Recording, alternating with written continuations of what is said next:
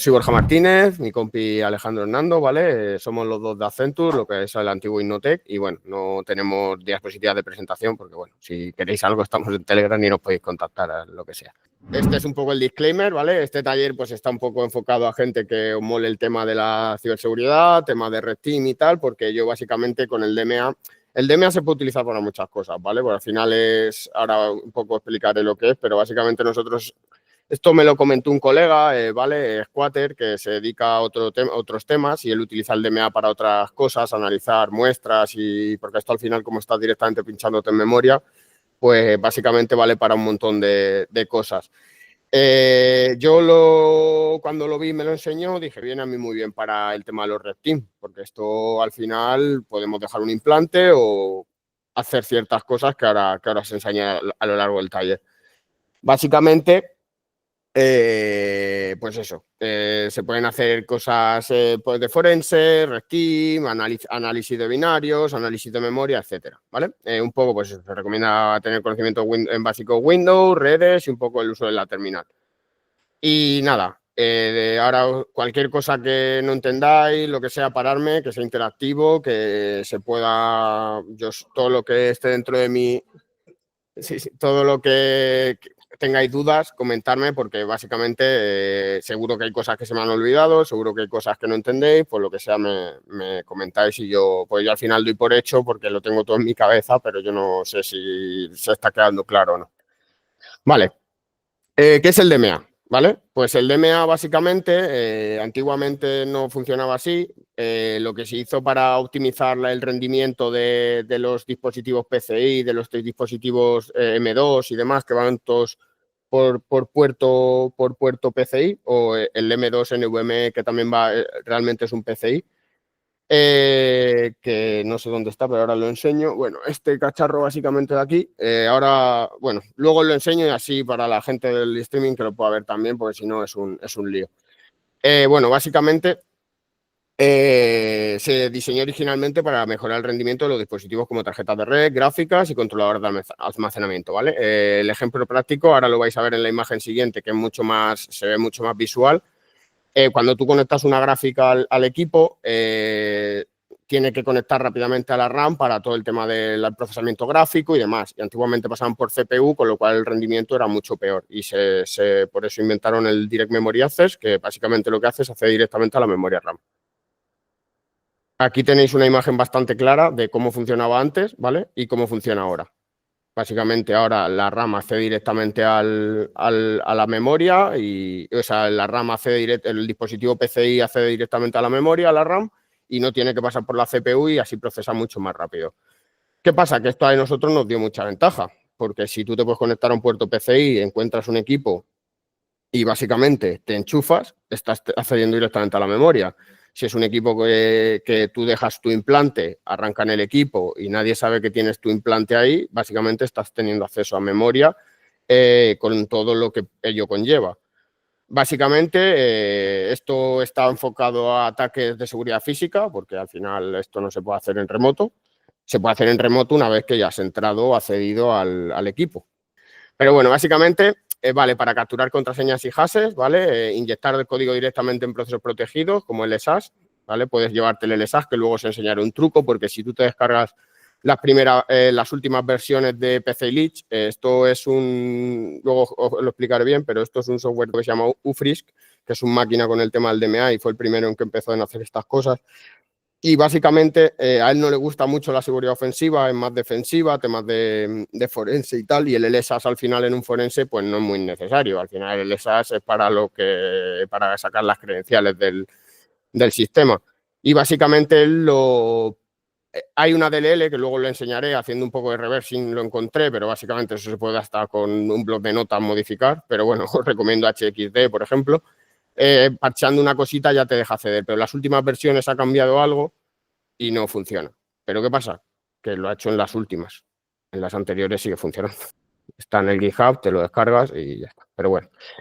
Básicamente extraer claves de cifrado como BitLocker o Keepass, acceder a sesiones activas o incluso con el sistema bloqueado, ¿vale? Básicamente este es el hardware, ¿vale? Para los que estáis en streaming, lo veis aquí en la pantalla, es esta plaquita de aquí, ¿vale? con esta plaquita, pues, que no es muy grande, aquí lo veis, es el Screamer PCI. Necesitas acceso al dispositivo físico.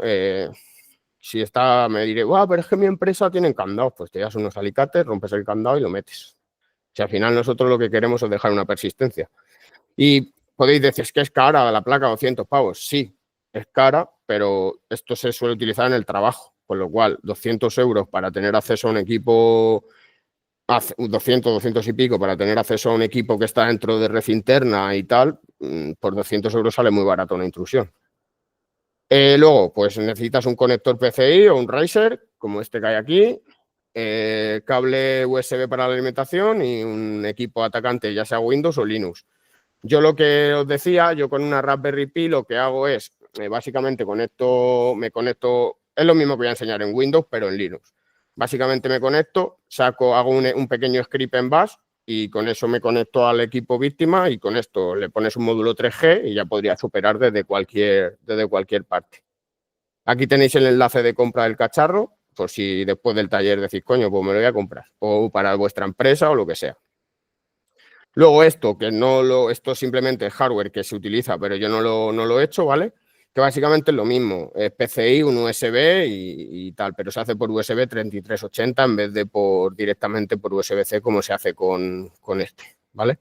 Esto básicamente tiene aquí dos puertos, el data port y el update port. El update port se utiliza para flashear la placa y el data port es con el que realiza los ataques.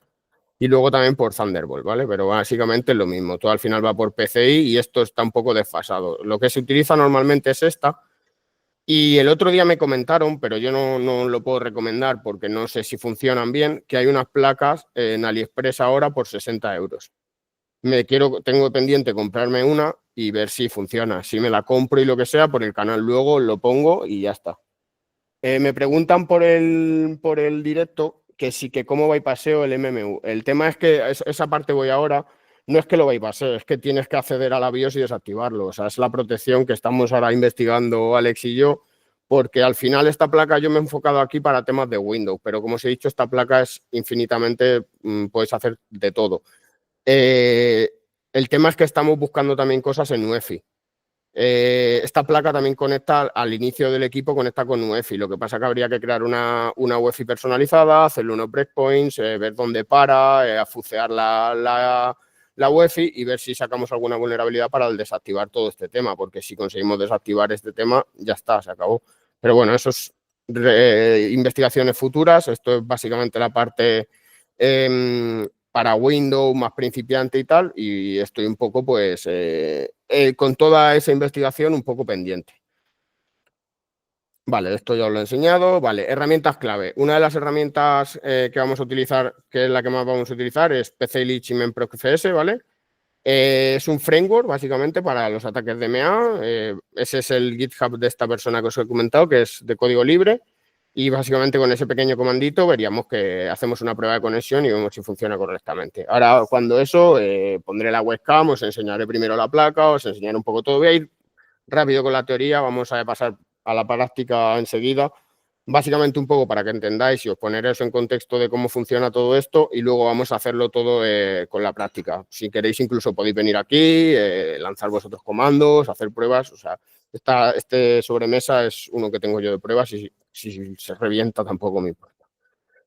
Vale, básicamente esto sería el MemProcFS, que ahora también os lo enseñaré. PCI Lich es más para hacer cierto tipo de ataques como las inyecciones y el tema de sacar shell, ver la lista de procesos y demás. Y MemProcFS, por así decirlo, te monta un sistema virtual, ¿vale? Que se puede hacer tanto en directo conectado directamente al equipo, como también se puede hacer con el dump de memoria que tú has hecho, te crea un sistema de ficheros y puedes verlo como si lo hubieses hecho, como si estuvieses en directo, por si llegas a la empresa, haces un dumpeo rápido y te piras. O porque al final hay muchos escenarios. Depende de lo que quieras hacer. Si quieres hacer un forense, si quieres hacer directamente una intrusión, a lo mejor sería más óptimo dejar una Raspberry Pi conectada con el 3G y conectarte y hacer cosas, pero bueno, te puedes hacer a lo mejor también un dump de memoria o haces el dump de memoria con la Raspberry Pi y te lo subes a una nube o lo que sea. y básicamente, bueno, tiene infinitas opciones. Luego Volatility, ¿vale? Para todo el tema de tratar los dumps de memoria. Quien no conozca Volatility es una tool de forense que es ampliamente utilizada pues, para eso, para temas de forense, que puedes analizar una imagen completa. Y esto básicamente, estos comanditos que veis aquí que pongo, es como se instalaría ahora mismo en Linux. Esto lo instalé hace poco, o sea que sigue funcionando. Y básicamente, como veis ahí, utilizamos dos plugins, windows.hashdump.hashdump, que ese es el que se descarga los hives del registro, y luego window.lsadump, que serían los hashes del LSAD que podríamos también extraer con Mimikatz. Simplemente te descargas el manual que puse en los requerimientos, vas pasando paso por paso y básicamente es el firmware que hay en la web, lo metes y pasa un rato. Cuidado porque al final es como flashear una BIOS. Si se te va la luz, cualquier cosa, pues igual te cargas el cacharro. No sé cómo a mí no se me briqueó, no he tenido nunca ningún problema, pero bueno, que esa parte hacerla con cuidado, leer bien los pasos y cualquier duda, preguntadme y ya está. Básicamente un equipo donde podáis configurar la BIOS en caso de que tenga activo el tema del IOEMU y demás, pero el tema es que eso solo me lo he encontrado yo en placas gaming, que esta placa, por ejemplo, tiene VTD, pero con el VTD funciona y no hace nada raro, pero he hecho varias pruebas y con mi otro PC, que sí que es más nueva la placa, con el IOMMU activado, no va. Si desactivas el IOM en el Windows, a veces se desactiva el aislamiento de núcleo. No son pruebas que haya hecho muy tal, pero es que el tema que los equipos que te sueles encontrar en empresas no son tan nuevos y las placas no son tan nuevas. Con lo cual, yo al final os estoy enseñando todo con la última versión de Windows, con todo actualizado, con placas nuevas, y sí que hay verdad que hay bastantes problemas con el tema pues al final las BIOS nuevas tienen protecciones, o sea, es lógico, pero bueno, claro, en una empresa no van a tener una X870 para la última 5090, o sea, obviamente eso lo tienes tú en tu casa que te gastas 3.000 euros en un equipo. En las empresas suelen tener equipos de 700, 800 euros y esos equipos, pues la verdad es que no traen unas BIOS súper sofisticadas, traen BIOS bastante normalitas y bueno, pues UEFI, yo siempre le llamo BIOS, pues sí un viejales, pero la UEFI de hoy en día. Pero básicamente no suelen traer esto. Yo al final os estoy trayendo, este equipo está actualizado con la última versión de Windows, que también al actualizarlo ya no funciona uno de los módulos de PC Lich, que es el tema del bypass de login. Pero bueno, básicamente es lo que os digo, al final en una empresa o en un servidor nos vais a encontrar lo que hay en una placa gamer que te acabas de comprar en Wipoid, que acaba de salir hace un mes y que soporta la última DDR. Con lo cual, bueno, pues al final yo sí que lo hago con los equipos que tengo en mi casa, que son así, y ya os lo digo, diferentes pruebas, hay cosas que se pueden hacer, cosas que no, pero básicamente eso no es lo que os vais a encontrar comúnmente en una empresa, porque esto al final está enfocado para un ataque a empresas. Pero bueno, básicamente es eso. Esto es un poco las protecciones que trae, que no funcionan con DMA, ¿vale? Todo eso estamos haciendo pruebas, igual que luego os comentaré cómo saltaros el DSE para el tema de los drivers. Bueno, hay cositas que se pueden hacer porque al final como estás conectado en memoria, pues puedes jugar mucho. Este gráfico de la derecha de la web de Vanguard, ¿vale? Del anti-cheat de Valorant, de Riot, que básicamente te dice todas las que tener activadas, porque ellos, para que puedas jugar a Vanguard, sí que necesitas tener a Valorant, sí que necesitas tener IOEMU para todo el tema de la protección de memoria, porque el DMA no solo se utiliza para esto, el DMA se utiliza para chetos. El DMA, los chetos ahora más novedosos, lo que utilizan tienen dos PCs, conectan el cheto, se lo descarga en su página donde te saca 120 euros al mes o 60 euros al mes por la suscripción, y te dice, pues te tienes que comprar esta placa, lo tienes que flashear con esto, te hacen un tutorial y tú con eso ya puedes descargarte el cheto, instalarlo en el PC donde vas a inyectarlo, al otro PC que es el Valorant, donde vas a jugar al Valorant. Claro, ¿qué dijeron los de Valorant? Si todos los usuarios tienen esto activo, tienen TPM 2.0, tienen demás, con esto todo activo, ¿funciona? Sí. ¿No funciona? Pues tienes que activar esto. Si no tienes todo esto activo, no va a funcionar. Los de Valorant, si alguno se dedica a tema de anti-cheat o le mola el tema de reversing de anti-cheat o de cheats y tal, Valorant es un rootkit. Lo que hace básicamente el anti-cheat de Valorant es que tiene los procesos súper juqueados. Funciona como un EDR más o menos, tiene todo súper juqueado y inyectan cosas en procesos, te pueden echar capturas de pantalla a lo que tú estés haciendo en ese momento, en todas las pantallas que tú tengas. O sea, es literalmente un rootkit. Si ellos quisieran ejecutar algo en tu máquina, podrían perfectamente. Lo que pasa es que como obviamente es una empresa seria y todo eso está revisadísimo, pues no lo hacen, o eso creo. Pero bueno, básicamente el anti-cheat de Valorant es un rootkit como una casa. Básicamente IOEMU funciona de la siguiente manera. Como tenéis abajo, básicamente IOEMU lo que hace es mapea las direcciones de memoria para protegerlas y que no puedas conectarte a esas direcciones, con lo cual no podrías inyectarte en memoria.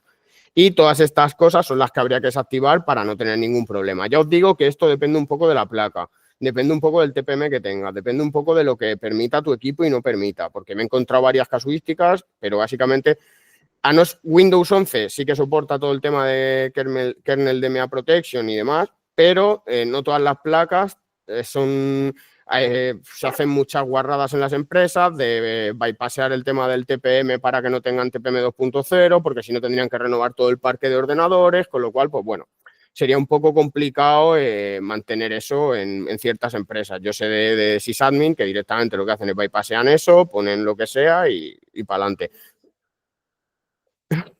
En Rufus, por ejemplo, te permite hacerlo. No sé si habéis trabajado en Rufus. Rufus tiene unas opciones para quitar todo el tema de los checks que hace Windows para poder instalarlo en los sistemas más antiguos. Pues muchas veces se hace así. Sí, el power de la BIOS, luego lo comentaré, ¿vale? Es en la parte de UEFI. En el directo me están diciendo que el power de la BIOS se quita sacando la batería. No en todas las ocasiones, no siempre, ¿vale? En este, por ejemplo, no se quita.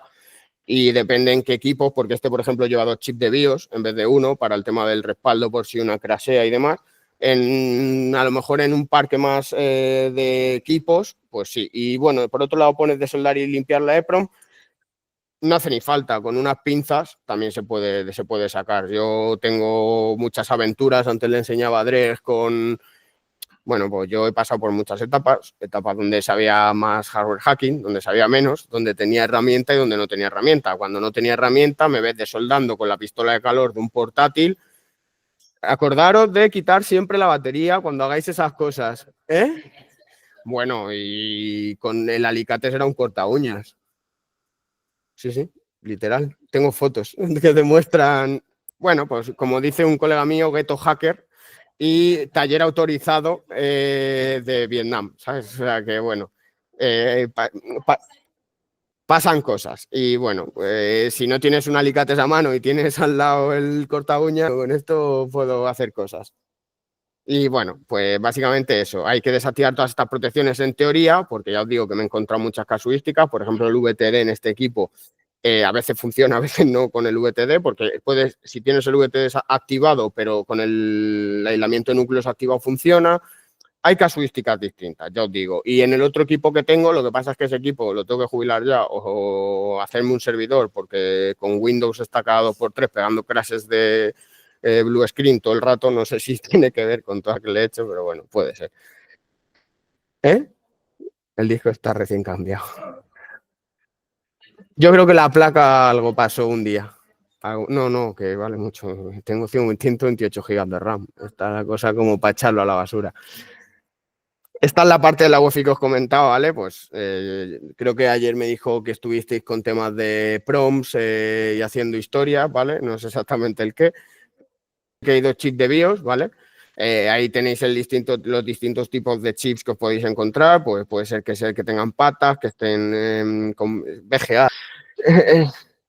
Básicamente, estos chips se leen con un cacharro de AliExpress, ¿vale? Si no, con un bus pirate también podéis hacerlo, ¿vale? Y con 1000 tools, pero yo cuando tenía el Ghetto Hacker taller en mi casa, como diría mi colega Neiterman, pues me montaba ahí mis mierdas y básicamente me compré un CH341 en AliExpress. que luego si sobra tiempo os enseñaré unas fotos de lo que hice, porque eso hay que tener mucho cuidado también con los voltajes que llevan los chips, porque el voltaje que era mi placa no lo admitía. Si yo a conectar las pinzas me hubiese cepillado la BIOS, básicamente, y adiós equipo, porque tendría que comprar un chip nuevo, flashearle la BIOS, etcétera, etcétera. ¿Y qué hice? Pues como llevaba unas patitas que iban a 1,5 voltios, hice ahí un puente con un cable de cobre, me dejé el soldador apoyado sin darme cuenta y se quemó media placa, pero bueno, todo funcionaba luego, que es lo importante. No pasa certificaciones, yo lo que hago en mi casa, por un día si no sale ardiendo me he quemado toda la mano, pues no sé por qué ha sido, pero bueno, básicamente aquí tenéis los chips de BIOS, que básicamente con unas pinzas os conectáis, dumpeáis la EEPROM y aunque tenga la BIOS contraseña, eso básicamente... tengo capturas, pero básicamente, ahora os enseño una captura que tengo, tú te dumpeas la BIOS, lo metes en cualquier editor de hexadecimal o si lo veis muy complicado ahí, hay una herramienta que se llama Visual UEFI, que es para tratar todo el tema de UEFI y tal. En los chips como WLP sí que deberías de desoldarlos, ¿vale? Porque si no, no puedes leerlo básicamente. Acá a mí es donde me paso en el portátil. Pero en los que tienen los pin 8 SOP, que son como estos que hay aquí a la derecha en la imagen que veis, podéis conectaros con las pinzas, hacéis un dump y ya estaría. Básicamente, ¿cómo se están las credenciales? Pues básicamente son chip EPROMs, casi toda la mayoría, con sondas o clip el SOIC 8, ¿vale? Se usa un programador, un CH341A, el 341, un bus pirate, o sea, lo que queráis, hacéis el dump y luego lo metéis a cualquier editor hexadecimal, a IDA o a cualquier cosa así, lo analizáis y básicamente suele haber string de password supervisor admin, admin password, BIOS password, o sea, al final por password, admin y tal, encontráis la cadena, si no, pues si no hay ninguna de esas, pues os toca analizarlo a mano y básicamente pues sacáis la password del UEFI y con eso ya podréis acceder a la BIOS y desactivar lo que quisieseis y demás. Ahí veis las pinzas que os comentaba, ¿vale? Simplemente enchufáis las pinzas, se abre el volcado con herramientas como HXD, 010 Editor, un Bingwalk, strings de Linux, un Ghidra, IDA o lo que sea. Buscáis patrones comunes, cadena ACID, hashes, claves hexadecimales, podéis hacer pues un grep, podéis lo que... Pero vamos, básicamente es muy fácil, buscáis por supervisor, admin y demás y suele salir enseguida. Vale, la protección, que esto es lo que os comentaba anteriormente. Tenéis el kernel, el DMA Protection, que pues eso lo implementó hace un par de años Microsoft o algo así, ¿no? O algo así fue. Y impide el acceso directo a memoria, mapea las direcciones, con lo cual no te deja acceso. Con lo cual eso tendréis que desactivarlo. O depende si la placa es compatible con esos sistemas o no. Si no es compatible directamente. Y si no, bueno, pues es que depende un poco la situación, la intrusión física. Podéis hacer unas cosas u otras. Luego IOEMU, ¿vale? Que es lo que os comentaba, yo lo digo así, y será IOMMU, pero sale decir IOEMU. Y pues básicamente permite y mapea el acceso a la memoria y aísla los dispositivos. Todas las placas no soportan eso, suelen hacerlo. Esta, por ejemplo, no es tan vieja, a lo mejor tiene 5 años y va con el Intel VTD, ¿vale?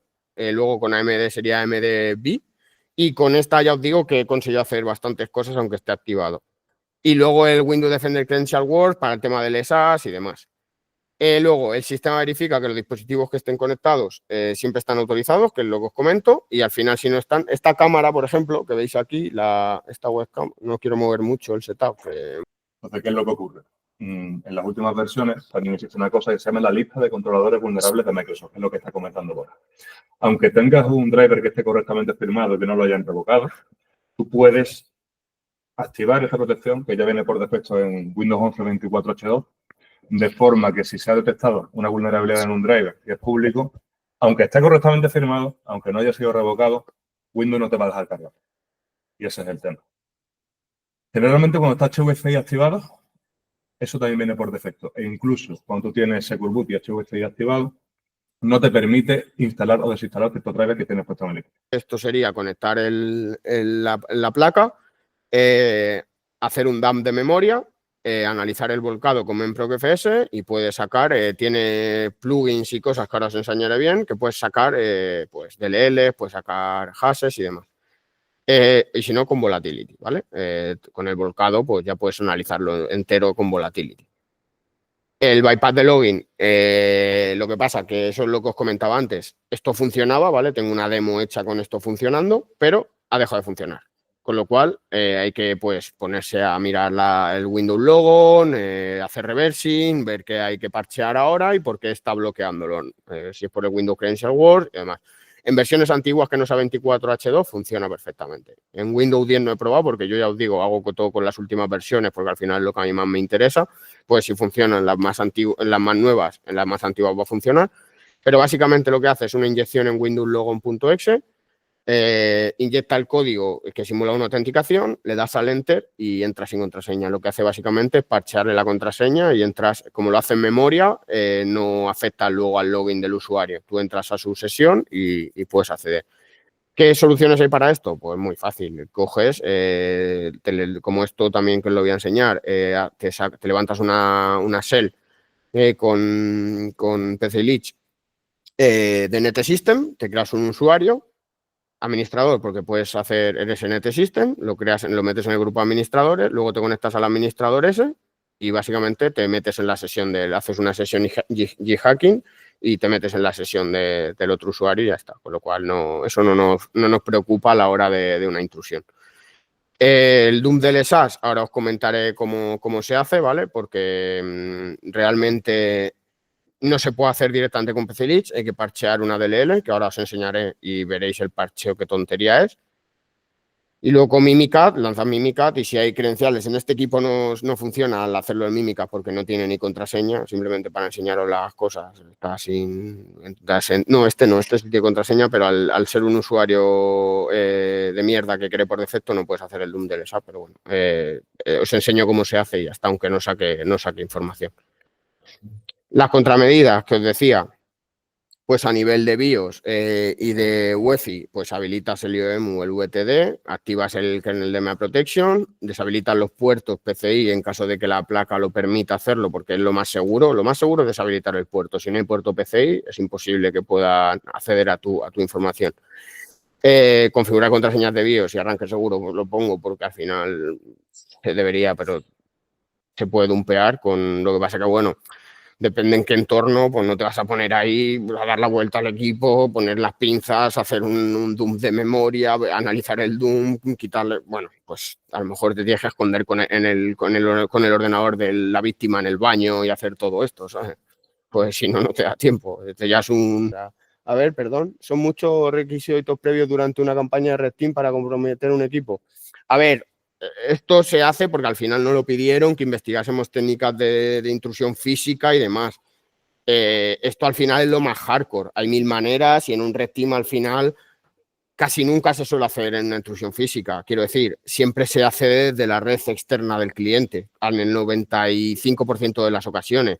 También nos piden hacer intrusiones físicas, pero es que es muy fácil porque los usuarios se dejan los ordenadores desbloqueados. O sea, ¿qué quiero decir? Claro, exactamente. O te haces pasar por técnico. O sea, es más fácil la ingeniería social que todo esto, pero esto es una investigación que nos pidieron. Al final esto se puede realizar, se puede hacer. Esto no solo sirve para Red Team, sirve para hacer trampas en videojuegos, sirve para Red Team, sirve para forense, sirve para analizar binarios, para gente que se dedica al malware, puedes ver la memoria y ponerte a jugar con los procesos, cómo funcionan, hacer Doom de memoria. Lo que pasa, yo esto lo he enfocado a Red Team, que al final es lo que nosotros hacemos.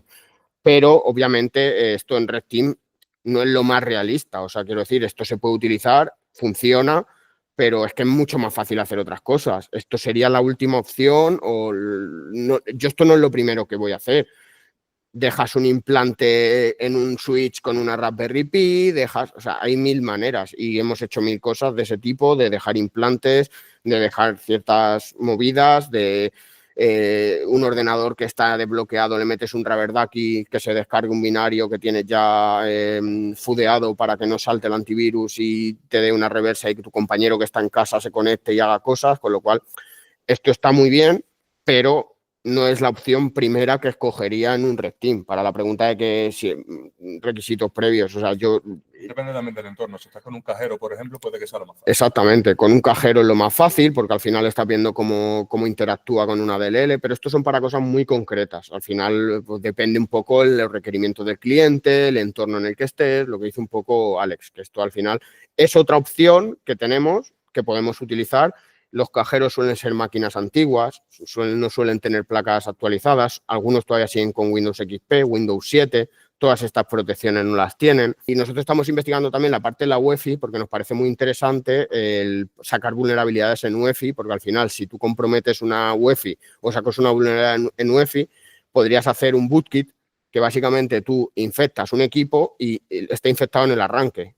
Vale, a nivel de sistema operativo, BitLocker con PIN, que eso ahora os comentará Alex por qué es tan importante en la segunda parte.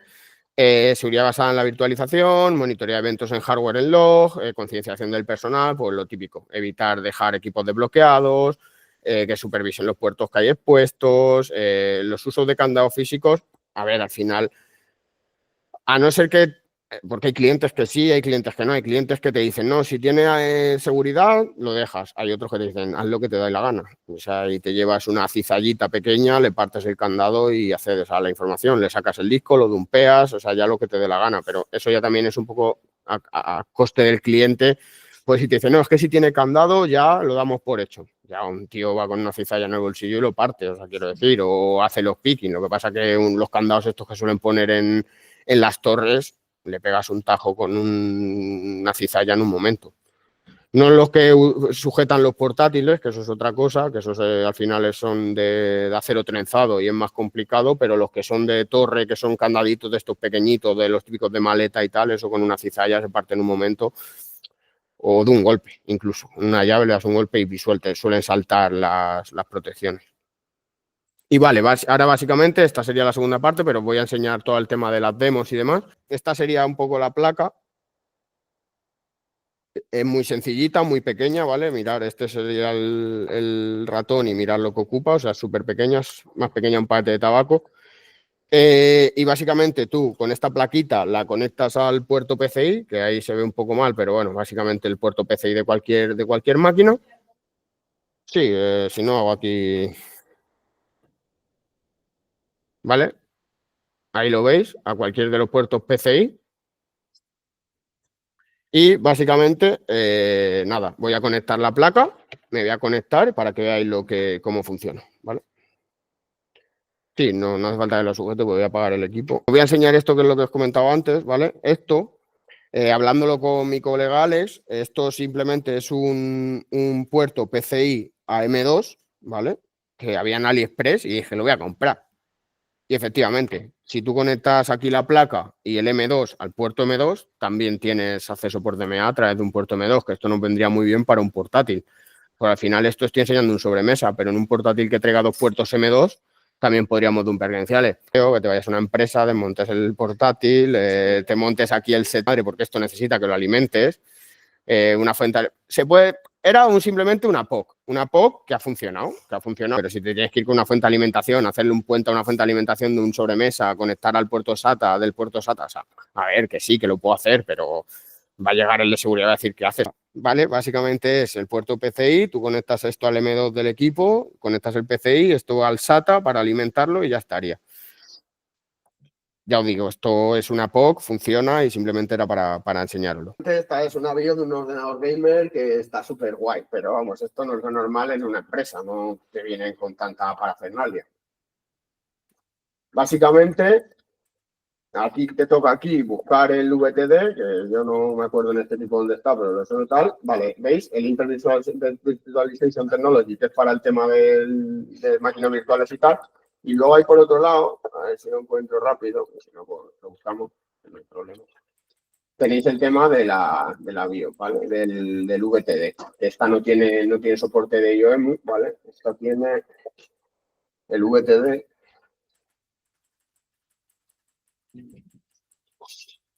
Que si no, pongo rápidamente dónde está. Tampoco vamos a perder aquí mucho tiempo, pero...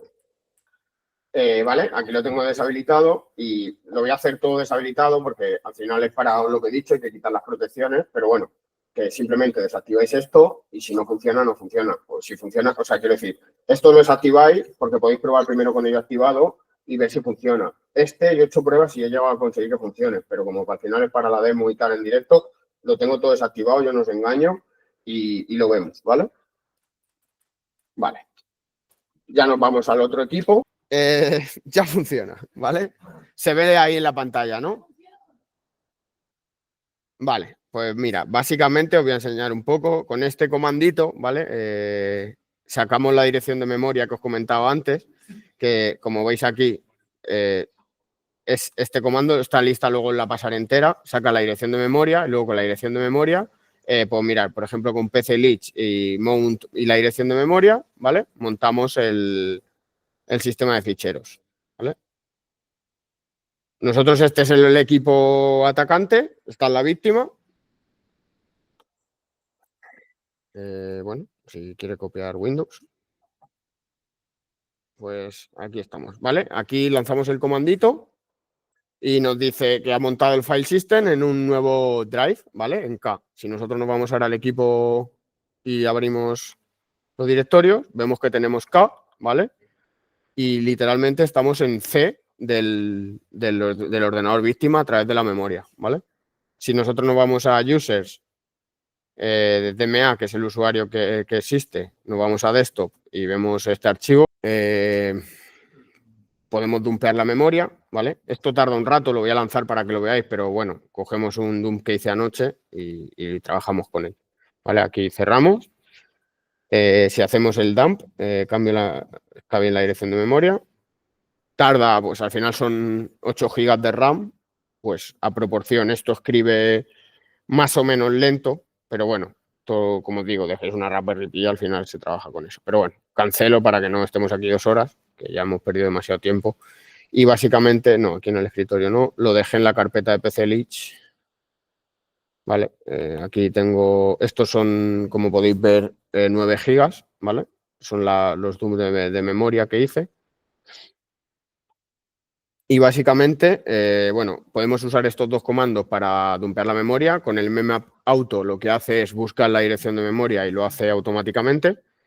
Y básicamente ahora lo que haríamos sería con memprocfs, ¿vale? Cambiamos de software y con -f el RAW, os lo voy a enseñar para que ya lo veamos. Voy a crear otra, me voy a ir a otra, ¿vale? Este es 2025. Vale, esto ahora os enseño porque tengo dos versiones, que es lo que os he comentado antes.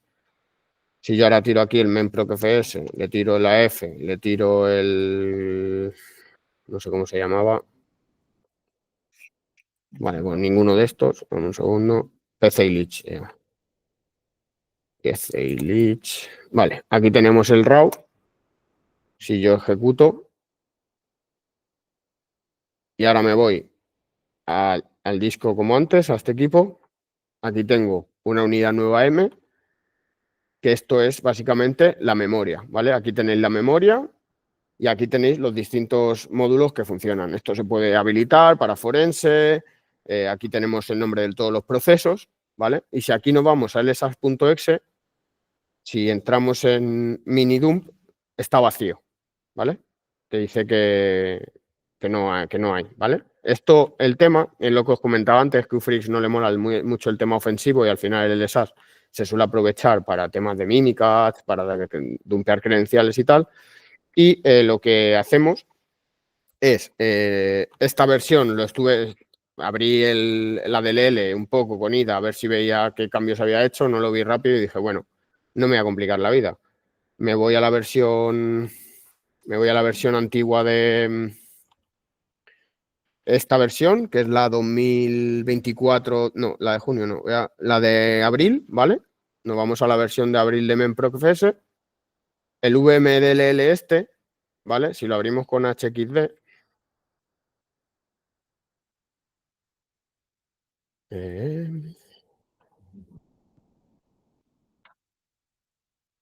estamos en... Vale. Esta creo que ya está parcheada, pero bueno, lo enseño para que lo veáis. VMDLL. ¿Vale? Abrimos la DLL, buscamos lsas.exe Centro de opiniones no. ¿Vale? Si este lsas.exe lo modificamos y le ponemos, lo cambiamos por un 4 y que no detecte el proceso o le ponemos lo que nos dé la gana, pero siempre con el mismo tamaño, porque si modificamos la LL no va a funcionar, ya no tiene la blacklist el LSAS y ya, si nosotros nos vamos al memprocfs, que está parcheado, que es este de aquí, escribimos memprocfs -f y pclitch y cargamos de nuevo y nos vamos a name lsas minidump, pues lo he hecho mal, no os preocupéis. Entonces estamos para equivocarnos. Descargas. Este es el parcheado. Me lo llevo. Esta es la de 2025. Esta es la de 2024, de abril. Reemplazamos el archivo. Nos vamos a CMD. Hacemos memprocfs. A ver, espérate, porque no sé si es que... Ah, vale. Este está levantado. Este también. -f y el dump. pclitch. Abro de nuevo el pclitch. Nos vamos a este equipo. memprocfs. Name. lsas. Me voy al minidump. Y ahora sí que tenemos el minidump.dmp, ¿vale? Hemos parcheado básicamente la protección que él no quiere que se haga el minidump y no se genere el minidump. Si esto no lo descargamos y lo abrimos o con Mimikatz o con Volatility o con lo que queréis analizarlo, nos debería dar las credenciales. Yo os digo que en este equipo no, porque por cómo lo tengo configurado, pero básicamente es un minidump de Mimikatz que podéis jugar con él o lo que sea. Luego, por otro lado, sí. Que hacer reversing con IDA si el PCI en teoría es open source. Es decir, no podías ir a ver. Porque la DLL está compilada ya. Ah, vale. Es lo que más rápido fui. En el código está en el código, lo que pasa tendrías que compilar todo. Yo como utilizo las relays y los binarios, me abrí IDA, que lo hice en 2 minutos. O sea, literalmente parchar esto tardé en encontrarlo 2 minutos. Busqué 2 veces las cabeceras LSAS, vi ahí y dije, esto seguro que lo cambio y funciona, efectivamente. Cogí, me metí con IDA rápido, luego lo vi con HXD y una vez que lo hice ya con eso estaba hecho. O sea, básicamente... Yo sabía que iba a tener algo así porque vi el código y vi cómo lo hacía. Al final nombraba a lsap.exe, no me cuadraba y dije, seguro que si quito esto, y efectivamente. O sea, ahora en la última versión ya te digo que no sé cómo lo hace, porque no lo he mirado, pero no me hace falta la última versión. Cojo la antigua, es que no necesito para otra cosa esto, simplemente me vale así. Pero sí, yo muchas veces me voy a lo difícil en vez de cuando podría ir a por el código, pero luego lo vi en el código, vi lo del lsa.exe, lo vi en IDA en un momento, en las strings de IDA, o sea, no utilicé IDA para reversear nada, o sea, me fui a las strings, vi que había en el lsa.exe, me fui a la dirección, lo modifiqué, dije a ver si funciona y efectivamente funcionó. Sí. Sí, lo voy a pasar por el grupo luego, pero si lo quieres lo pongo ya y ya estaría. Espérate un segundo. Ahí está.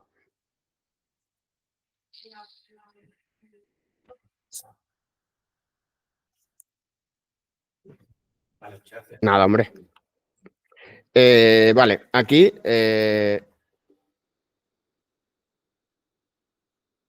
vale.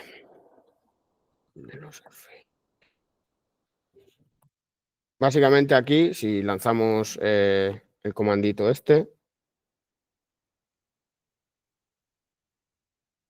con volatility, ¿vale? Para esto directamente es la imagen completa, no es el minidump de LSAS.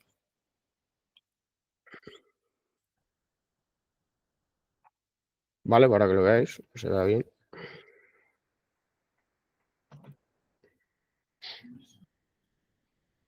Tenemos el dump completo de memoria que hemos hecho con pclitch y básicamente pues sacará la tabla de los hashes de Windows.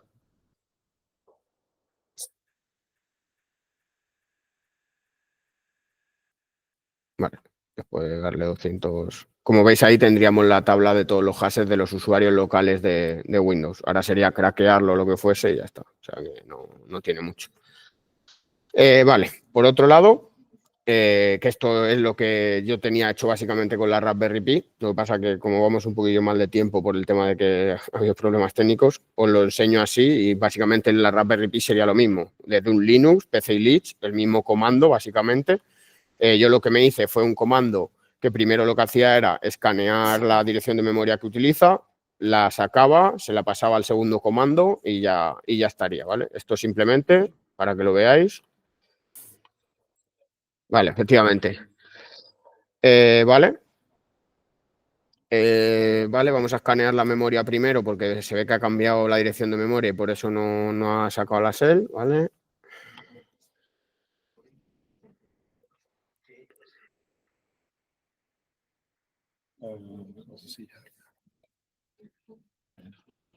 Vale, sí, ha cambiado la dirección de memoria. Básicamente esto lo que hace es parchear el sticky case, que no sé si es que se le ha pirado la pinza a esto. Ok. Vale, esto lo que está haciendo es el binario de sticky case, ¿vale? No sé si conocéis sticky case. Es cuando le das 5 veces a shift, te sale el aviso este de activar sticky case, tal. Esto lo que hace es modifica el binario sticky case y cuando le des 5 veces a shift, en vez de sacarte el mensajito este típico del sticky case, te va a sacar un CMD, va a spawnear un CMD porque básicamente lo que está haciendo es inyectar el CMD en el binario de sticky case. Y tarda un ratillo, pero no tarda demasiado, así que vamos a esperar a ver si lo parchea. Y si no, lo que voy a hacer va a ser reiniciar el equipo, que a lo mejor se ha quedado cuajado por el problema que hemos tenido antes y ya está. No os preocupéis, pero bueno, que funcionar, funciona. Voy a ir probando en otra CMD a ver si no da error. El tema de la shell, que es lo más interesante, y si no se ve, pues no me haría gracia. Vale. Vale, en teoría lo ha parcheado. Dame un segundo. Vale, efectivamente. Voy a cambiar un momento el HDMI para que lo veáis. 5 veces a shift y suena el típico tal. Sale un CMD, ¿vale? Y voy a escribir, no sé, yo no veo, ¿eh? Decidme si estoy escribiendo bien. Esto lo hacéis también en el panel del usuario. Si vosotros le dais aquí 5 veces a shift, también tenéis una spawn. Vale. Vale, ahora sí, ¿vale? Como podéis ver aquí, hago a mí. Soy NetAuthority System y si pongo hostname, el equipo es el de estos 7QL tal y si podéis ver aquí en mi equipo mi hostname es otro totalmente distinto, con lo cual estoy conectado a través del PCI-Lich, he sacado una shell de system, con lo cual podríamos ya crear un usuario, un create user o lo que queramos porque estamos directamente en la red del equipo. Si estuviese en dominio, podríamos incluso interactuar con cosas de dominio, descargarnos a través de cualquier herramienta descargarnos cualquier binario que tengamos nosotros ya preparado en una web nuestra para dejarle persistencia o lo que sea. Esto que os he enseñado del sticky case, en la demo, y esto se está bypassando el Defender porque está haciéndolo todo en memoria, con lo cual muchas de las cosas que podemos hacer se las está bypasseando. Luego, esto es lo que os decía que no funcionaba actualmente, ¿vale? Hace un par de meses sí que me funcionaba. Y luego, pues, cosas más, pues, curiosidades y para que podáis ver un poco cómo funciona y tal PCI-Lich. Es muy potente y, por ejemplo, si nosotros, cerramos el system y si ahora nosotros lanzamos este comandito, por ejemplo, listamos todos los procesos del equipo, ¿vale? Podemos inyectarnos en cualquier proceso, etcétera, etcétera, ¿vale? Que eso ya, pues, al final, con esta, para que veáis un ejemplo, con este script, ¿vale? Si queréis echarle una captura o lo puedo pasar también por el grupo, lo que hace es parchea el CI.dll, que es donde se controla todo el tema del DSE, ¿verdad?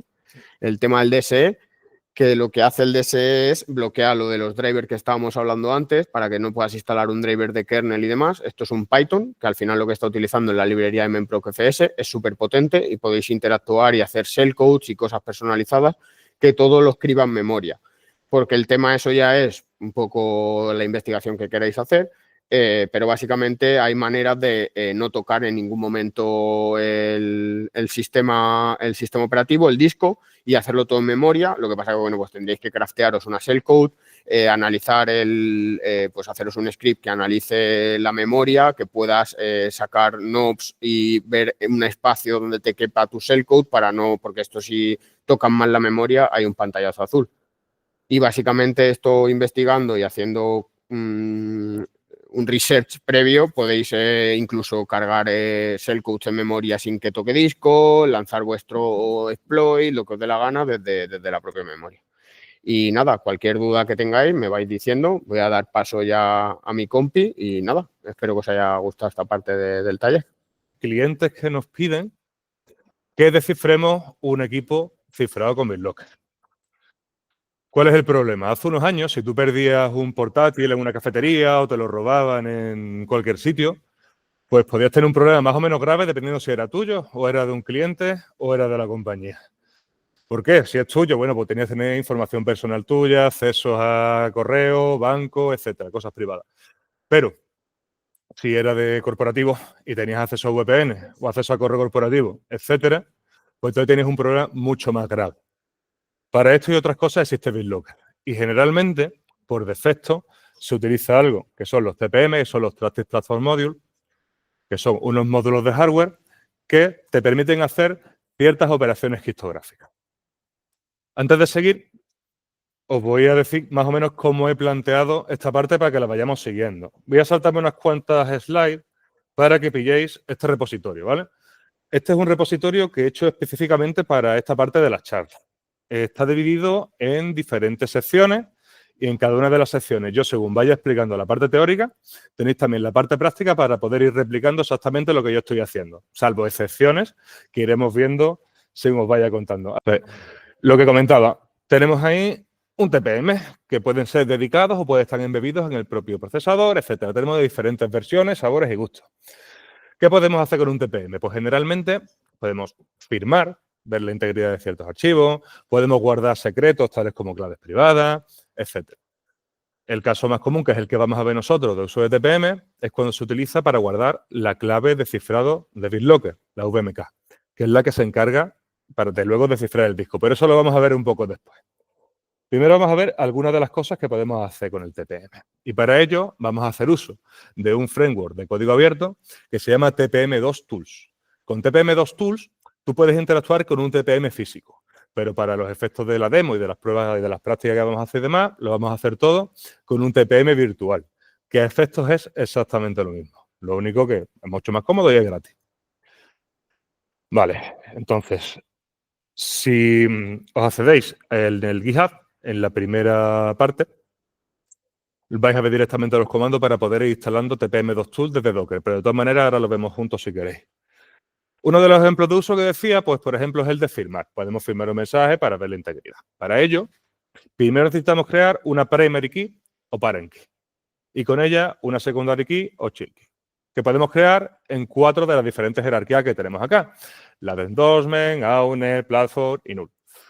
No tiene mucho más interés, ¿vale? Simplemente por mencionarlo un poco por encima. Lo que nos interesa más que firmar, que aunque también vamos a ver un ejemplo de firmar, es la parte de seal and unseal, que sería el análogo a cifrar y descifrar la información. ¿Qué diferencia hay con cifrar y descifrar de una forma común? Que tú estás cifrando algo concorde al estado actual del sistema en el que lo estás haciendo, con una cosa que se llaman los registros de configuración de plataforma, PCR. Ahora lo vamos a ver un poco más pormenorizado. ¿Qué ocurre? Que si el sistema cambia del estado en el que está cuando se ha cifrado, no te va a permitir descifrarlo. Es la típica pantallita azul de BitLocker que te da cuando cambias algo. Tú normalmente, cuando estás en modo TPM Only Mode y tú arrancas el dispositivo con Windows, a ti no te aparece nada, directamente te arranca, a no ser que tengas configurado un PIN. Si tú cambias algo del hardware del dispositivo, normalmente te sale un pantallazo azul que ya te fuerza a poner la clave de recuperación de BitLocker. Eso es porque ha cambiado algo, lo ha reconocido el TPM generalmente y entonces te obliga a poner la clave de recuperación para poder hacer unseal de la VMK y poder descifrar el disco, que es esto que os comento. Vamos ya directamente a verlo en práctica, ¿vale? Voy a meterme yo ahora mismo. Voy a cambiar el HDMI, esperemos que funcione todo. Comenté si lo podéis traer instalado, si no, no debe tardar mucho en poder instalarse. Yo lo estoy haciendo directamente desde una Debian, pero desde un Ubuntu podéis hacer exactamente lo mismo y desde Windows también, pero por comodidad lo estoy haciendo directamente desde mi Debian, ¿vale? Desde Ubuntu debería ser exactamente lo mismo. ¿Qué es lo primero que necesitamos? Pues primero tenemos que instalar Docker, que aquí os pongo directamente la chuleta de lo que tenéis que hacer para instalarlo si no lo habéis hecho antes. Es facilito, lo podéis ver directamente en el repositorio. Y luego tenéis que traeros la imagen de tpmdev, que luego lo tengo por ahí en la referencia del curso de OST, que ya viene con todo instalado y directamente funcionando. Una vez que lo tenéis descargado, lo que tenéis que hacer es arrancar el contenedor y atacharos al contenedor. Y luego empezamos el TPM Simulator, que esto es lo que va a hacer directamente el TPM virtual, con el que nosotros vamos a interactuar, con TPM2 Tools. Vamos a partir de lo primero que queríamos hacer. Lo primero que necesitamos es crear una clave primaria, ¿no? Que es lo que comentábamos, que necesitamos crear una clave primaria y una clave secundaria. Entonces, vale. Vemos que he intentado crear una clave primaria y no nos ha dejado crearla. Eso es porque primero tengo que borrar los registros. Eso se hace, que seguramente también os ocurre cuando lo intentéis hacer vosotros, con Flush. Con TPM2 Flash Content. Si yo tiro TPM2 Flash Content, ya se borra el contexto. Y ahora sí me debería permitir crear una clave primaria. Vale. Ya hemos creado una clave primaria que por defecto está RSA, 2048 y todo correcto. También podéis, como aparece aquí un comando que os he puesto, que también podéis elegir vosotros qué tipo de cifra va a utilizar, ponéis la clave pública en otro sitio diferente, la privada, etcétera. Esto es bastante modificable y bastante customizable de como vosotros lo queréis hacer. Lo he hecho eso así, efecto de demo, porque es simplemente para ver un ejemplo. Entonces, lo primero que vamos a hacer es firmar un mensaje. ¿Para qué? Para ver que realmente la integridad de ese archivo no ha cambiado. Lo primero que hemos hecho ha sido, pues esto de aquí, crear una clave primaria y con esta clave primaria vamos a crear una clave secundaria con este comando de aquí. Ya la hemos creado y la tenemos aquí en exactamente rsa.ctx sería la secundaria y la primary ctx es la que hemos creado antes. No sé si lo veis bien, queréis que ponga esto un poco más grande. Yo creo que más o menos nos apañamos, ¿no? Si no me decís, le doy un par de... Entonces, ¿qué vamos a hacer? Lo siguiente, vamos a escribir un mensaje que se va a llamar, que va a tener contenido integrity en misis.dat. Si yo aquí le voy a misis.dat, pues tiene el texto integrity. Vamos a borrar otra vez el contexto del TPM. Y ahora vamos a firmarlo con nuestra child key, que era rsa.ctx. Y ahora deberíamos tener ya el mensaje firmado. Y vamos a comprobar que efectivamente esta firma es correcta. Tenemos aquí directamente. Si no nos sale nada, si nos hace un return 0 es que la firma es correcta. Vamos a hacer la prueba con otro archivo, con misis2.dat, que estaría en misis2.dat. Lo mismo. Volvemos a flashear el contexto, y ahora vamos a verificar la firma, pero en vez de misis.dat, de misis2.dat. En este caso nos dice que es imposible verificar la firma, bueno, que ha fallado la verificación de la firma porque en este caso, no lo hemos firmado. Entonces la integridad ha cambiado y nos pega el pete. Vamos a ver el ejemplo que más nos interesa a nosotros con TPM2. Vamos a ver el ejemplo de seal and unseal. Lo que hemos dicho antes que sería cómo cifrar y descifrar. Vamos a escribir en un archivo que se va a llamar seals.dat el contenido mysealedData. Si nosotros le damos ahora a seals.dat, tenemos aquí mysealedData. Y ahora vamos a hacerle seal, lo vamos a cifrar con nuestra primary key, la que hemos creado antes. Y lo vamos a poner en el archivo seals.dat. Ok, parece que está todo correcto. Y si nosotros ahora hacemos un, bueno, nos da seals.dat, mysealedData, y si nosotros hacemos a seal.ctx, aquí vemos que efectivamente sí que está cifrado el contenido del archivo. ¿Vale? Lo podemos hacer directamente con XXD, como he puesto aquí en el repo. A ver, que se vea un poquito mejor. Efectivamente, el contenido está cifrado con la clave RSA que hemos puesto nosotros. También le hemos puesto una contraseña para descifrarla, que es aquí password 1. la que aparece aquí a la derecha. Podéis ponerle cualquier cosa, realmente. Y ahora vamos a hacer unseal. Nosotros hemos visto que el archivo sealctx, que es el que acabamos de ver, que está cifrado, pues ahora vamos a hacerle unseal con la contraseña password1. Vamos a borrar el contexto, a ver si es eso. Efectivamente, nos aparece el contenido de ese archivo de cifrado, que sería mySealedData. Sin más, ¿vale? Esto es un ejemplo de cómo con TPM2Tool podemos firmar, comprobar la integridad de un archivo y podemos cifrar, hacer seal y unseal, dependiendo del registro de configuración de plataforma de un TPM, para entender un poco por encima cómo funciona, ¿vale? Todas las referencias del curso la tenéis, si no me equivoco, aquí al final de la charla, que lo pasaremos, que tenemos todas las referencias. Y aparte de estar ahí, también tenemos de cosas concretas las referencias en cada uno de los sectores, ¿vale? De todas maneras, si se me ha olvidado poner alguna, que creo que en principio, por ejemplo, aquí, las tengo puestas aquí en repos, pero os las pasaré, os las actualizaré en el repositorio y también tenéis aquí un referencias.md al principio, por si todo lo que queréis ver, por ejemplo, el que acaban de pasar por el chat del curso de OST2 de Dimitomov, la tenéis aquí también, ¿vale? Tenéis todas las referencias y les tenéis indexadas en cada uno de los apartados por si queréis luego mirarlo vosotros tranquilamente. Pero vamos a seguir por aquí. Volvemos un poquito a la presentación, ¿vale? Y vamos a lo que ya a mí me resulta más interesante.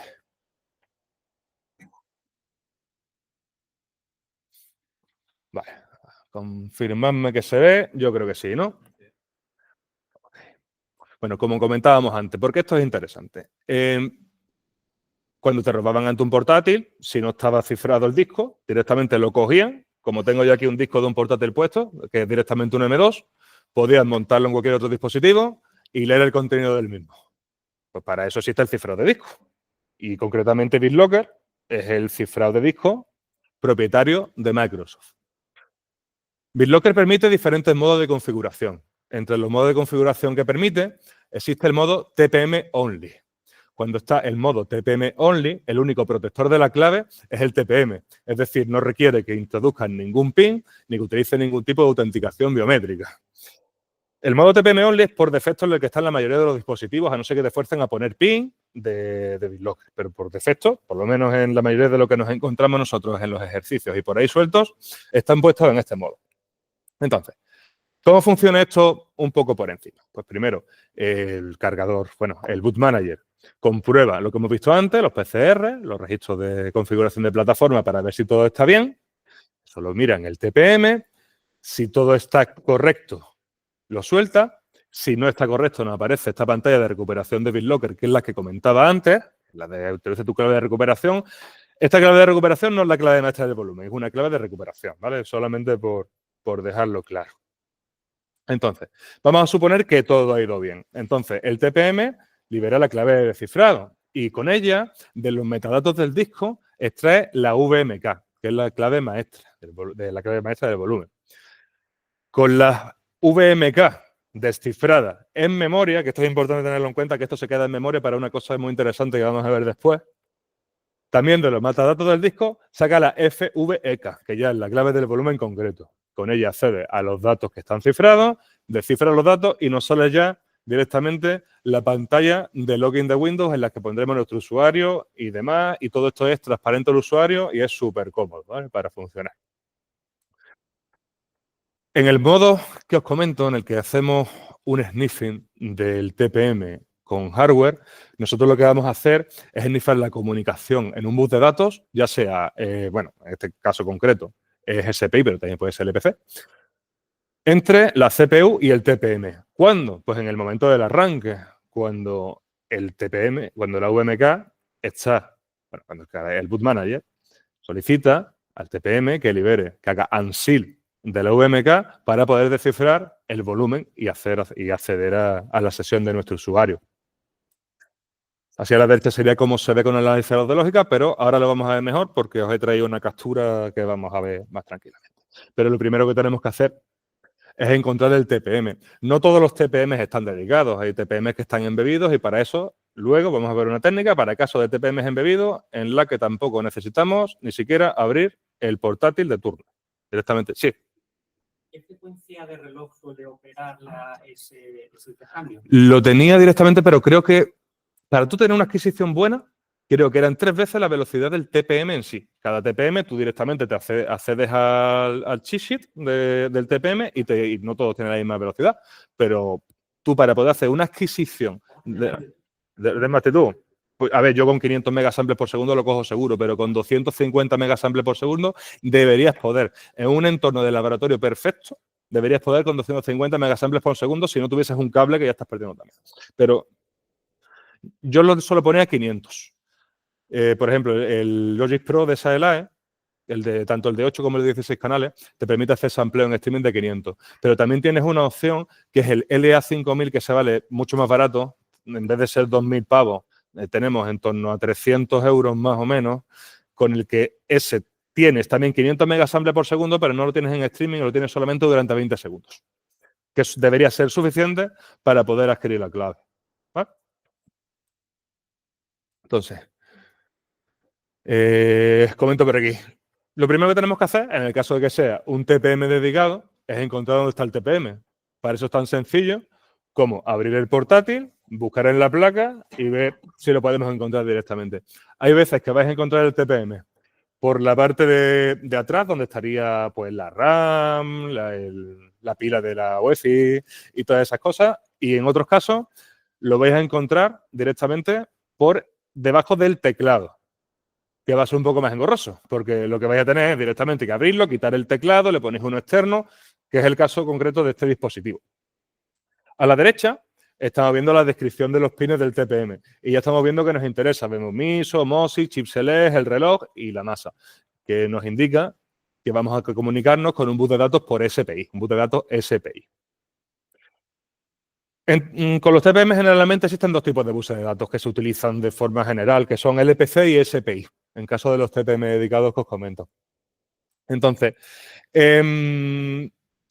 LPC se utiliza en modo legacy, hay algunos Lenovo que lo tienen, pero generalmente no solamente en estos temas de TPM, sino también en embebidos y router y cacharrillos.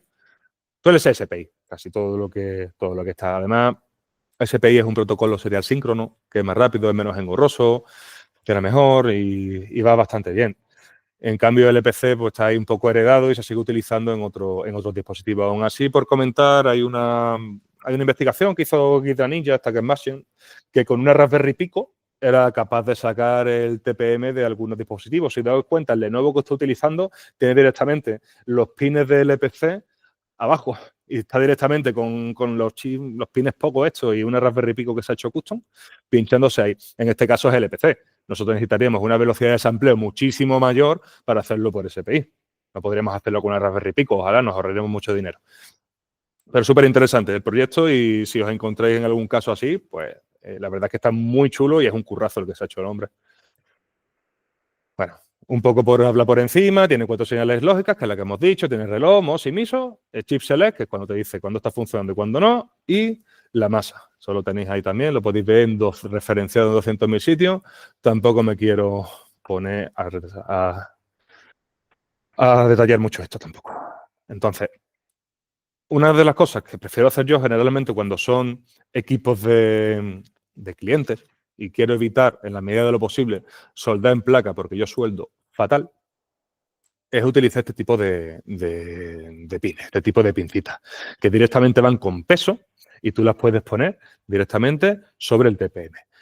Ahí se ve un poquito más, mira, respecto a la velocidad de la frecuencia del reloj, lo tenía que apuntar, que era 4 veces la velocidad de sampleo 4 veces la velocidad de reloj del TPM para tu sampleo. Ahí aparecen pues, 172 megasamples por segundo, pero yo lo pongo a 500 y tira. Eso en este caso de este TPM concreto, habrá otros que vayan más rápido.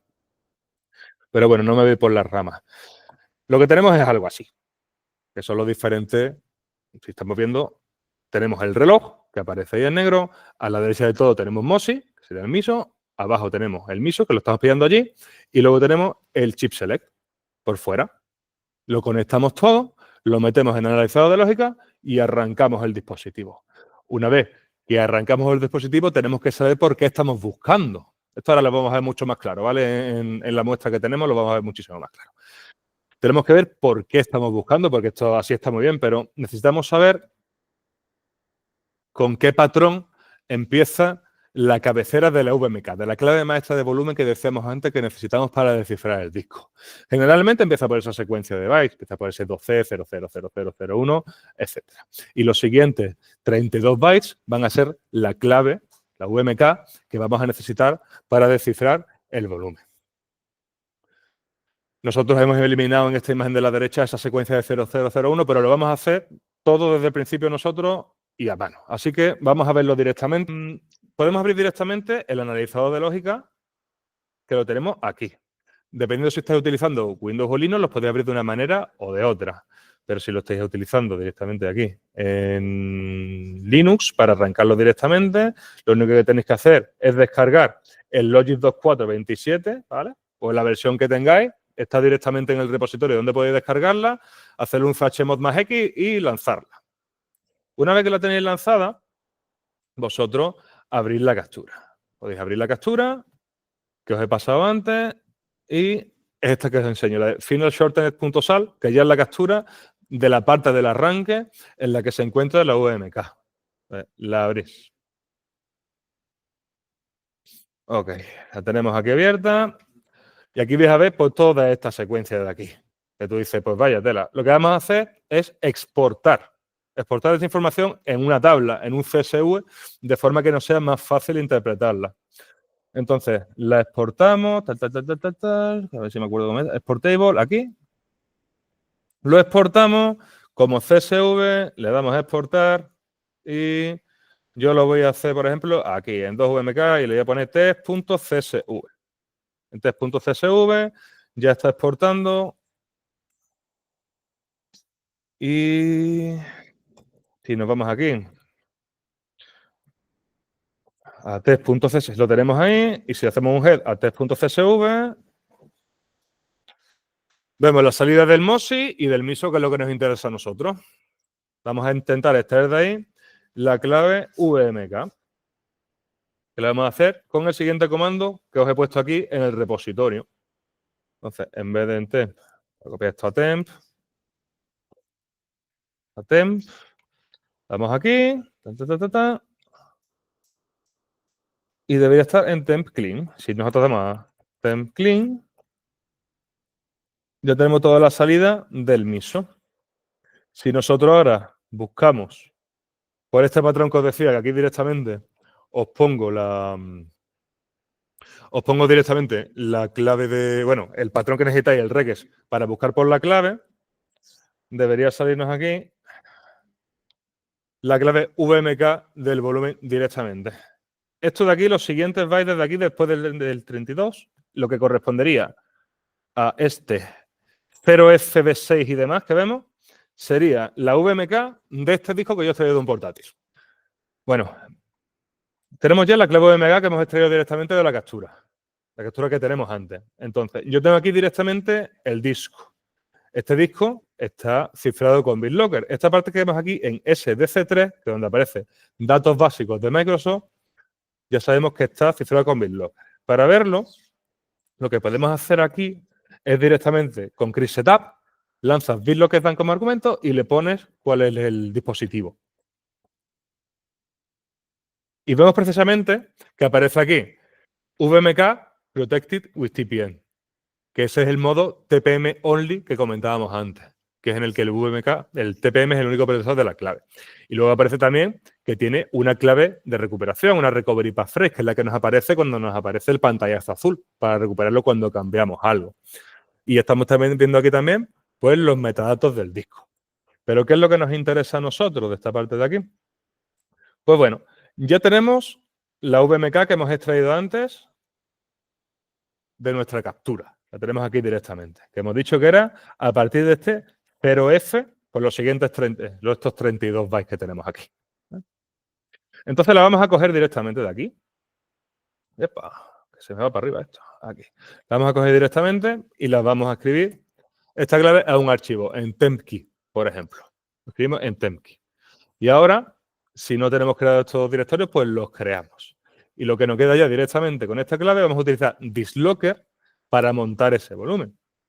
Entonces, si ahora tiro de BitLocker directamente, esto para que es DC en este caso, calculo, ¿no?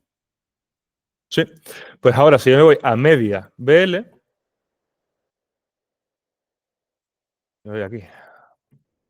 Aquí sí que tenemos ya directamente el disco de Windows que estaba cifrado montado. Entonces ya tenemos acceso a toda la información que tenía el disco directamente sin saber la clave, bueno, sin tener que acceder, sin tener ningún usuario, un portátil que directamente nos podremos haber encontrado en la calle, podría haber sustraído en el metro, en una cafetería, donde fuera. Ya tenemos acceso a toda la información. De aquí podemos pues, coger los hashes de los hypes que tiene, o podemos extraer los certificados que tiene para conectarse al VPN de la compañía de turno, o yo qué sé, y la imaginación que le quieres echar, como si lo quieres backdoorear, como si le quieres meter directamente a un driver o lo que sea, para que cuando arranque el disco tenga una conexión, una reversa con la que tú puedas acceder al equipo, lo que sea.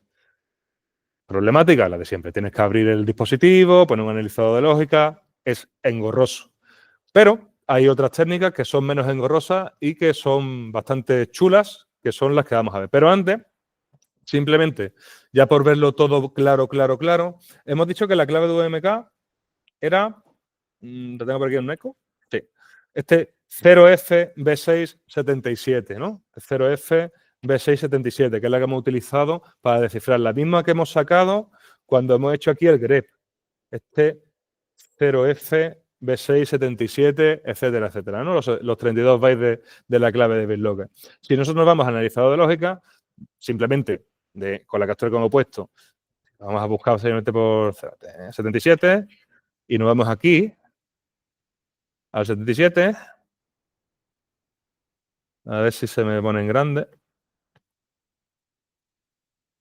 Estáis viendo, si ya lo habéis visto antes, aquí estáis viendo Chip Select, que lo tenéis aquí directamente, mouse y miso, y el reloj que tenéis arriba. ¿Vale? Aquí lo tenéis. Son las 4 señales lógicas y aquí lo estamos viendo directamente en el arranque del dispositivo. Y hemos dicho que la clave era, lo tenemos aquí, 0F B677. Pues aquí lo tenemos, 0F, el primero, B6, 77. Y aquí tenéis los 32 bytes de la clave de BitLocker. No para cualquier cosa, es súper útil. Ok, pues de esta parte de BitLocker con hardware, yo creo que está bien. Un investigador, Thomas Lambert, liberó una técnica muy chula que te permitía descifrar un disco, bueno, un portátil, cifrar con BitLocker sin necesidad de desmontarlo, ni utilizar un analizador de lógica, ni nada. Aprovechándose de una vulnerabilidad del boot manager de Windows. Y es lo que vamos a ver y os vamos a enseñar nuestra aproximación y cómo lo solemos hacer nosotros. Nosotros hemos ampliado y mejorado un poco esa técnica y además hemos visto cosas, hemos analizado ciertos mecanismos de forma diferente que nos permiten incluso conseguir lo mismo sin necesidad de cargar un sistema operativo en la memoria, que es lo que vamos a ver ahora. ¿Cómo funciona la técnica original? Pues la técnica original abusa del modo PXG boot, del arranque de red. Y al mismo tiempo hace uso de 2 vulnerabilidades. De la vulnerabilidad BitPixie, que es una vulnerabilidad del boot manager de Windows, que lo que hace es que no borra la VMK de la memoria cuando se hace un arranque de respaldo. Recordamos que había un punto en el que la VMK estaba en memoria y con eso se descifraba la SVK y finalmente los datos. Pues mientras esa VMK está en memoria, tú deberías poder acceder a ella. ¿Qué ocurre? Que es el boot manager el que se encarga de wipear eso de la memoria para que no esté público, porque si no, no tendría ningún sentido nada de esto. Pero hay versiones antiguas del boot manager de Windows que todavía son vulnerables, pero como están firmadas y nosotros la estamos cargando por arranque de red, Windows se lo come y funciona. Por otra parte, utiliza NFTables, una vulnerabilidad del kernel de Linux, porque nosotros vamos a cargar un Linux dentro de la Windows, ¿vale? Dentro de la memoria de la Windows. Una vulnerabilidad del kernel de Windows para poder acceder a esta clave que está en memoria. Y tú me dices, ¿pero para qué necesitas explotar el kernel de Windows para acceder a esta clave que está en la memoria si eres root? Es decir, deberías poder acceder a la memoria. Pues no puedes. ¿Por qué?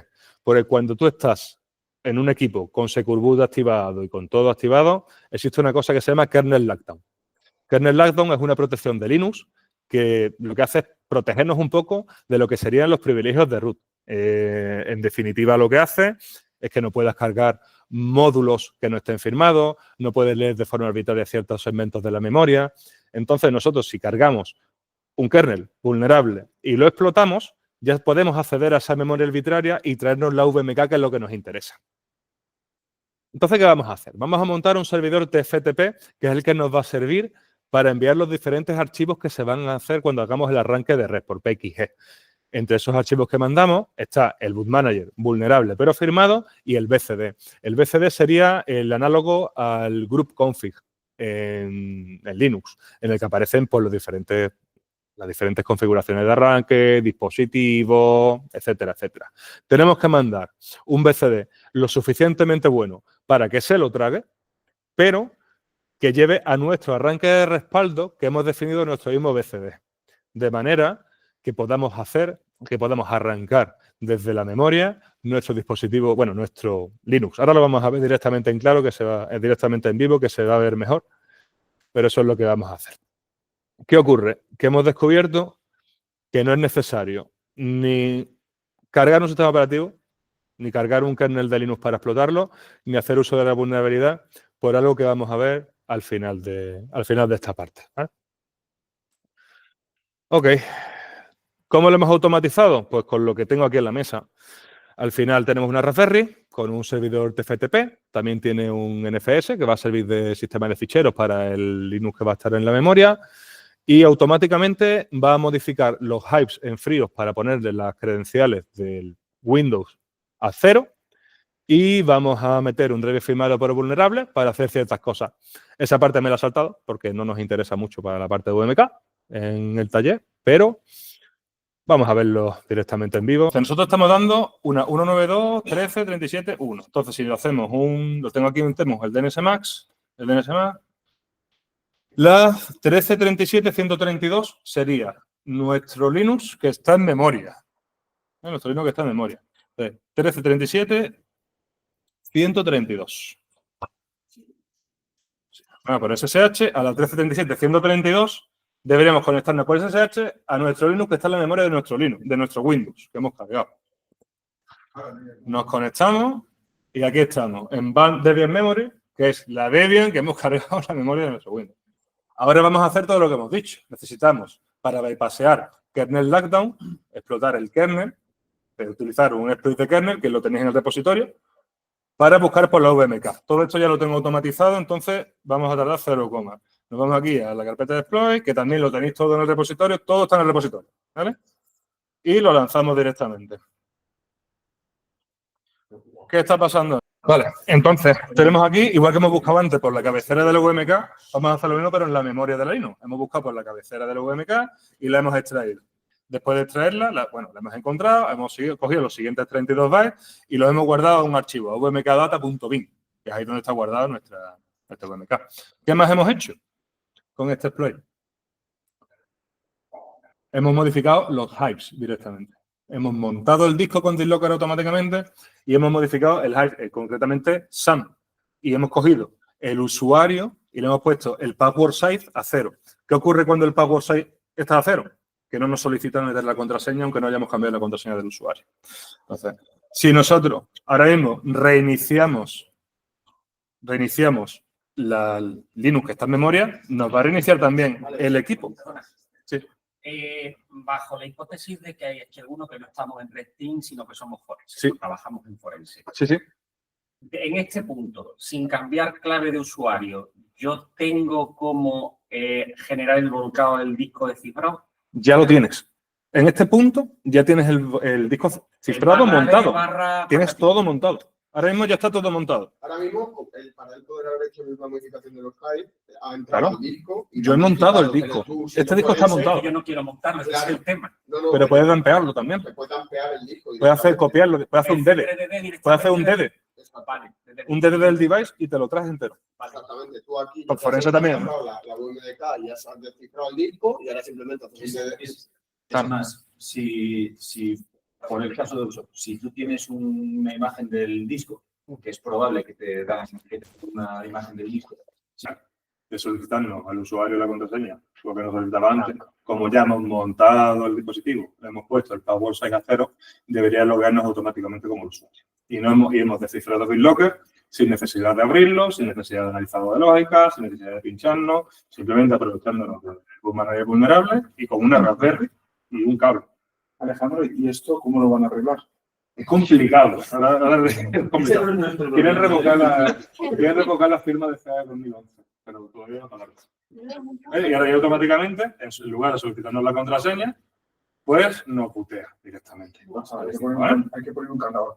No nos ha dado tiempo a mirar todo el tema de driver, que me gustaría haber dado una pincelada de cómo os podéis aprovechar de eso, pero está todo en el repositorio que os he pasado. Y también tenéis el driver vulnerable que queremos trabajar en el repositorio. Y toda la información que necesitáis, si no cualquier cosa, pues me escribís por Telegram o por donde prefiráis. Y con esto y un bizcocho terminamos, ¿no?